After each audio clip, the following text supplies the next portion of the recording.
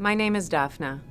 I oversee PETA's only animal shelter, which assists animals in underserved areas of southeastern Virginia and northeastern North Carolina. Every year, PETA publicizes its report on the numbers of animals we take in and what becomes of them. But some people choose to present only part of PETA's figures. Here is the whole story. The suffering of thousands of animals has been prevented, alleviated, or ended, and their lives have been saved or improved thanks to PETA's shelter and its field workers: Emily, Amanda, Jess, Heather, Kat, Holly, Kate, Thomas, and Chris. Every day and night, in all weather extremes, we answer calls for assistance from some of the poorest communities in this part of the United States, where animals have no one else to help them. I had no idea when I first came to PETA that there are people who keep their companion animals outdoors 24/7 and can't be bothered to provide them with food and water on a regular basis, much less take them to the vet when they are sick, injured, or even dying. We see unloved dogs who no one ever even bothered to name. They spend their entire lives tethered by a heavy chain, watching as life passes them by, without companionship, exercise, or respect.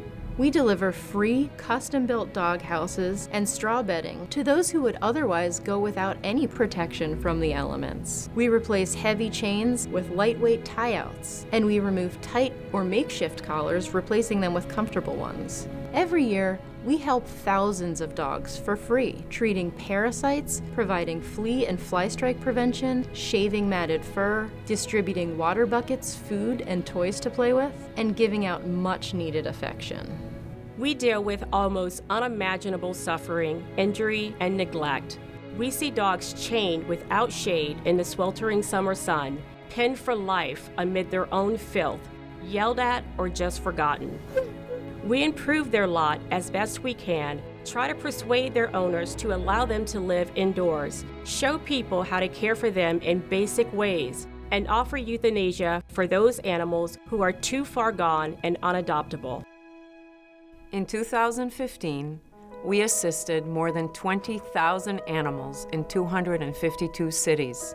Our clinics spayed or neutered nearly 12,000 dogs and cats, all at no or low cost to the public. We took in 2,063 animals, roughly 1% of all the animals who entered Virginia shelters. We found wonderful permanent homes for 94 dogs, cats, rabbits, pigs, chickens, goats, and other animals in 2015. And they are truly forever homes because we don't just give animals away. We impose careful safeguards on adoptions. We delivered 451 adoptable animals to high-traffic shelters. We reunited lost animals with their frantic guardians.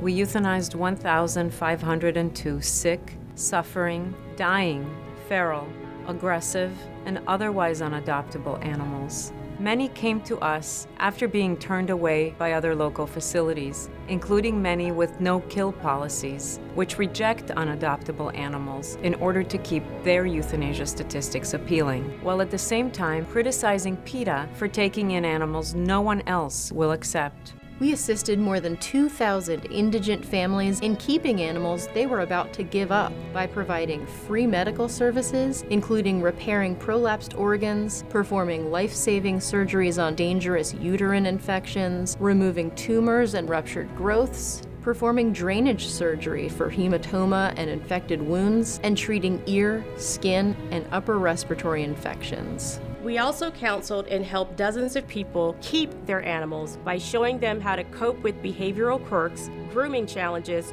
house training woes, and more. And we transported more than 800 dogs and cats to and from our clinics free of charge for people who had no transportation. When you look at PETA's figures, please understand that 435 of the animals we euthanized were brought to us by loving guardians desperate to relieve their animal companions suffering from old age, illness, or injury, but unable to afford the cost of euthanasia. PETA provides this free community service that most other shelters do not.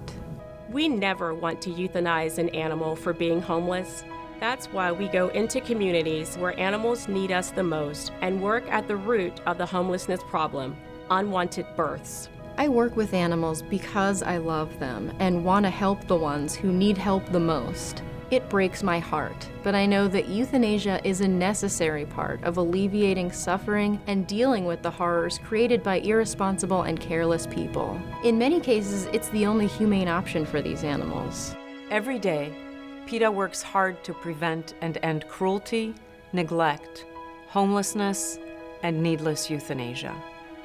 Please help by always choosing to adopt animals, never buy them.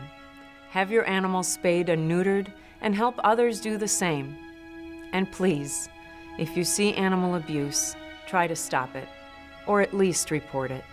Thanks for caring. Please share this video.